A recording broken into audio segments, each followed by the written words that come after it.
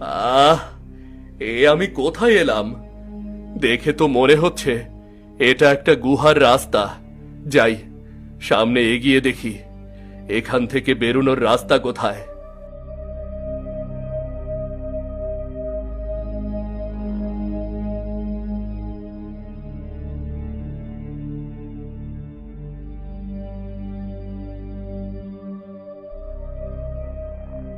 এ কি, এত গুপ্তধন!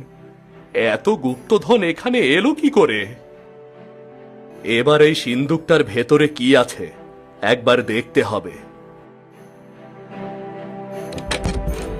ওরে বাবা, এখানে তো স্বর্ণ মুদ্রা দিয়ে ভর্তি। আর এই পাত্রটা দেখতে অনেক ভালো লাগছে। না না না না না, দেরি করলে চলবে না। যত দূর পারি এখান থেকে সোনা নিয়ে যেতে হবে।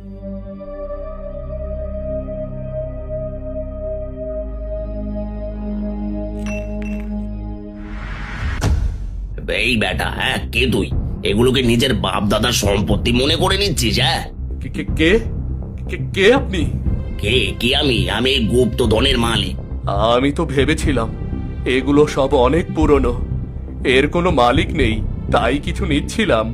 বোকা কোথাকার, চারিদিকের আলো দেখেও কি বুঝতে পারিস না এগুলো পুরনো না? হ্যাঁ, আপনি ঠিকই বলেছেন, আমার ভুল হয়েছে।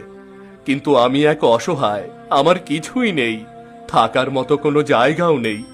এজন্য এত সোনা দেখে অত কিছু ভাবতে পারিনি আমি। সত্যি তুই অসহায়, তোর কিছুই নেই? হ্যাঁ, সত্যি আমি অসহায়, আমার কিছুই নেই।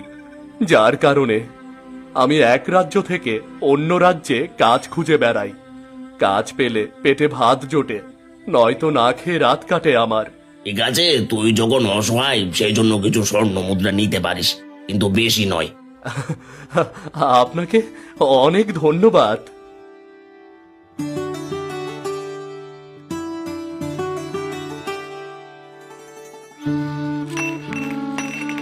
যা যা, এবার চলে যা, আর কখনো ভুলেও এখানে আসবি না। হ্যাঁ হ্যাঁ হ্যাঁ, আর আসবো না।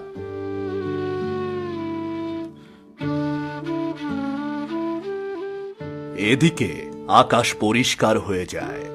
তখন অজয় সেই গুপ্ত গুহার মধ্যে থেকে বেরিয়ে পড়ে। ধীরে ধীরে সন্ধ্যা নামে, চারিদিক অন্ধকার হয়ে যায়। আস্তে আস্তে অজয় এক খাবারের দোকানে এসে পৌঁছায়, কিন্তু দোকানটা ততক্ষণে বন্ধ হয়ে গেছে। এটা তো দেখে মনে হচ্ছে কোনো সরাইখানা, কিন্তু এখন তো সম্পূর্ণ